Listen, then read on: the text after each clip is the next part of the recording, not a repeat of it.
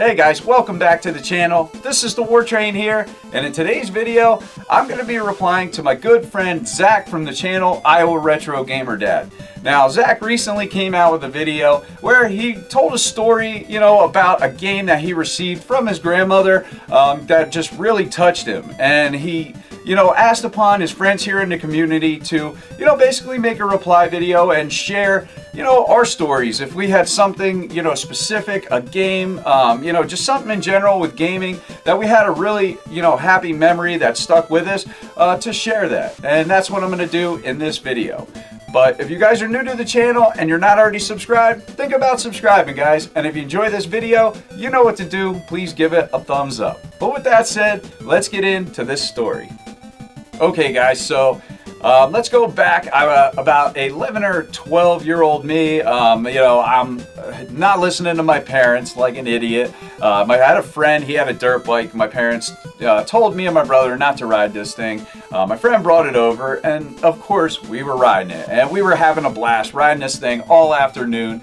And, towards the end of the day, I got a little nutty. I was just had the gas, just flooring it. And I was getting towards the back of my yard. I lived in the country, had a lot of, just yard space. But then it went into woods and everything. And we had a little bridge, real skinny, but went across this stream.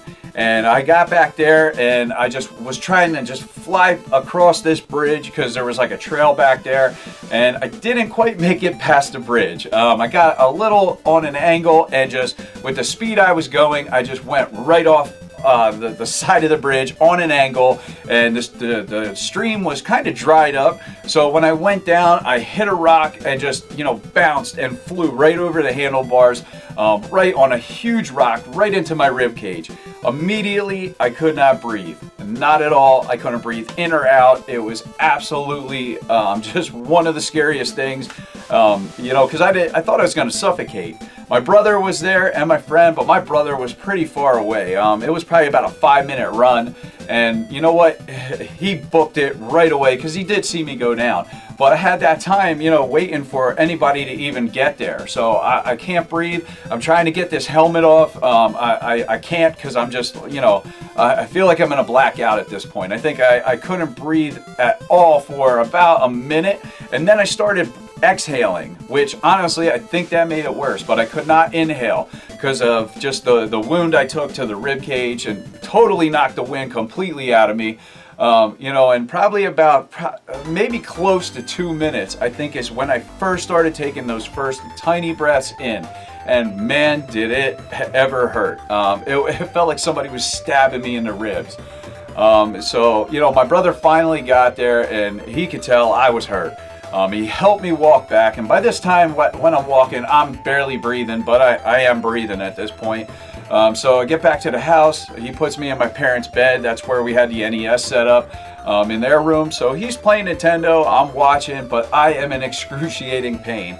So, then it gets to a point, it's just so bad. He had already tried to give me Tylenol. That wasn't cutting it. It was time to tell my parents. We were scared to death because, I knew I was really hurt. My brother did too, but we didn't know how they were going to react, telling us not to do this. But you know what? They were immediately rushed me to the hospital. We're like, why didn't you just tell us? They were more worried. They weren't really mad. They were just concerned at this point. Now being a parent, I totally get it. I should have let them know. And they took me there, and it turned out I actually ruptured my spleen.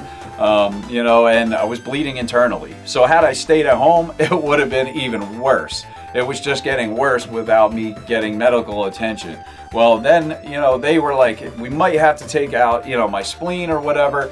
So it was kind of like a waiting game. So they waited around to see, because they figured there was a chance I was young enough that I could actually heal. If that happened to me now, they would just take the spleen out immediately.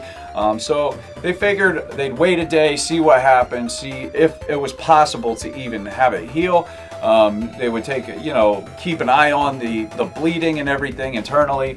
So that's what they did. It was horrifying knowing I was going to be there. I ended up being there for probably about 2.5 weeks.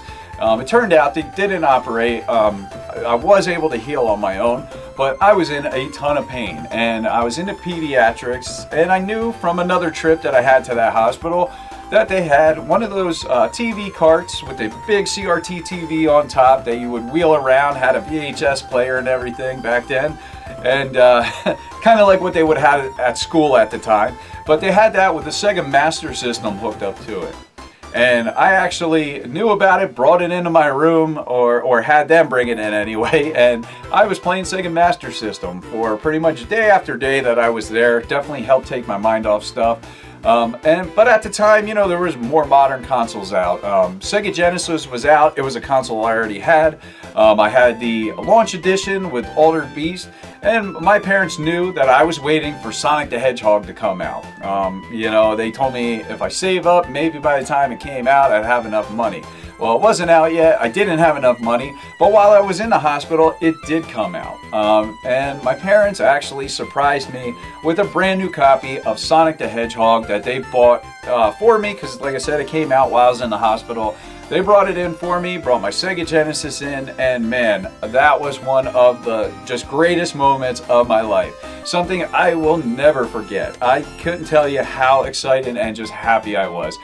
Everything horrible and all the pain I felt kind of, you know, ceased to exist for a little bit, you know. It just kind of like brought me so much joy and so much excitement. The only thing I could do was think about playing Sonic the Hedgehog. You know, a brand new franchise at the time. You know, this was the original Sonic game, and man, did I ever play that. You know, I don't even know if I was allowed to hook it up to that TV.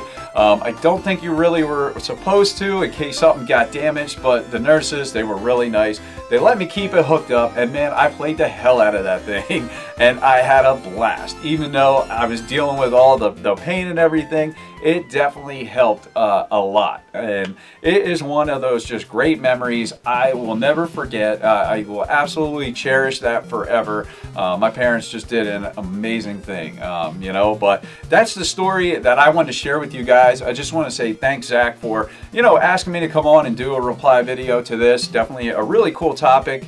Guys, go check out Zach's video if you didn't already see it. Iowa Retro Gamer Dad. He tells a story, something that his grandmother, you know, basically got him a game for something similar, some kind of issue he was having where he had some medical stuff going on. But thanks everybody for watching. If you enjoyed this video, you know what to do. Give it a thumbs up. And if you're not already subscribed, guys, think about subscribing. But that's the video. I'm the War Train, and I'm out. Till next time.